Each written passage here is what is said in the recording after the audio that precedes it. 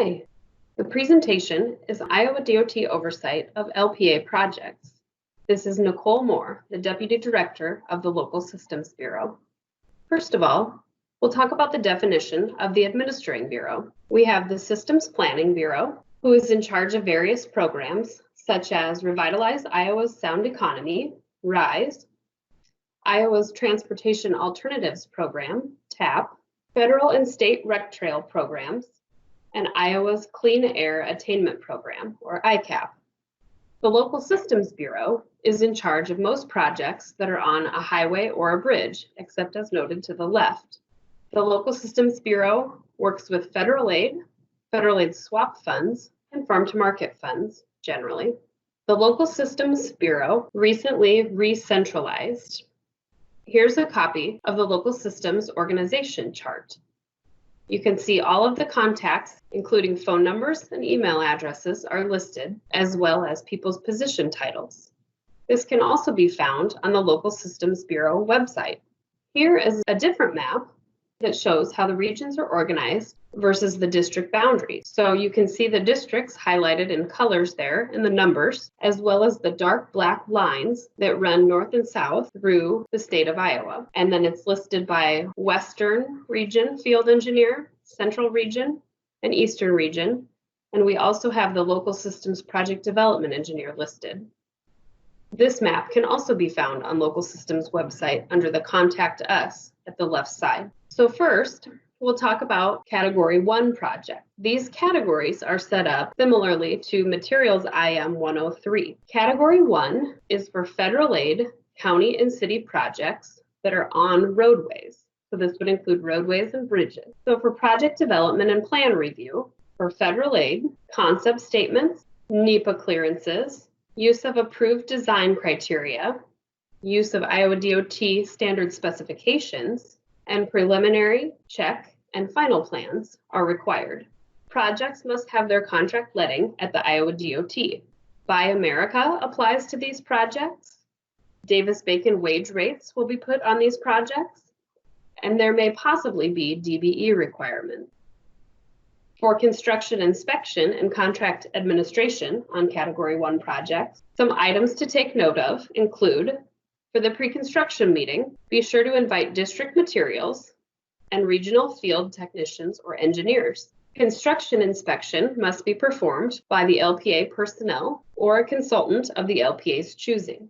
Materials sampling and testing by LPA personnel must be performed per all of the materials instructional memorandums, or IMs. Materials quality assurance must be completed by the district materials engineer. You'll find a lot of those in Materials IM 204. Change orders require approval from the Administering Bureau. Forms 830-435 and 830-436, commonly known as the 435 and the 436, get sent to the Administering Bureau. Final acceptance of the project is done by the Administering Bureau, and all federal aid projects will be audited, although a systems approach may be utilized in the future. For Category 2 projects, those include federal aid, non-highway type projects, federal rec trails, and some Transportation Alternatives Program, or TAP, projects get included in this category. Project development and plan review for these projects requires use of AASHTO design criteria, Iowa DOT standard specifications, a concept statement, NEPA clearance, and preliminary, check, and final plans. Contract lettings generally happen at the Iowa DOT, but there are some instances where a project does not have to be let at the DOT that would be included in a Category 2 project. See IM 5.120 for further information on projects that do not need to be let through the Iowa DOT that fall under this category. Buy America is a requirement on these projects. Davis-Bacon wage rates are a requirement on these projects, and possibly DBEs may be required. For construction inspection and contract administration on Category 2 projects, if those projects are locally let or force account, that needs to be discussed with the Administering Bureau. If the project is an Iowa DOT letting, then change orders require approval from the Administering Bureau. Forms 435 and 436 must get sent to the Administering Bureau, and final acceptance is done by the Administering Bureau, and then an audit is also performed on the project by the Administering Bureau. Category 3 is for various state aid type projects. All of these projects in Category 3 would involve through lanes or turn lanes on the primary highway system that will be owned and maintained by the Iowa DOT. This might include U-step or C-step projects, some RISE projects, and some Traffic Safety Improvement Program projects, or TSIP projects. Project development includes DOT district-approved design within the primary right-of-way. Project development on these projects includes Iowa DOT district-approved design within the primary right-of-way. Iowa DOT specifications are generally required, but SUDAS may be allowed in some instances. The Administering Bureau generally reviews preliminary, check, and final plans for these projects. The contract letting for these, they can be locally let, but LPAs are welcome to let them at the Iowa DOT if they choose. Construction inspection and contract administration involves, if it's an Iowa DOT letting, change orders require approval from the Administering Bureau.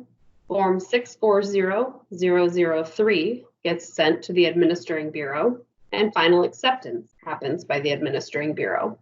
Category 4 projects include farm to market, federal aid swap, and state aid projects. State aid projects that did not fall into Category 3. Federal aid swap projects all fall under Category 4. Farm to market projects fall under Category 4. State, county, and state city bridge programs are Category 4 projects. RISE projects, when not on a primary highway, and TSIP projects, when not on a primary highway, fall under this category. State rec trails projects also fall under this category.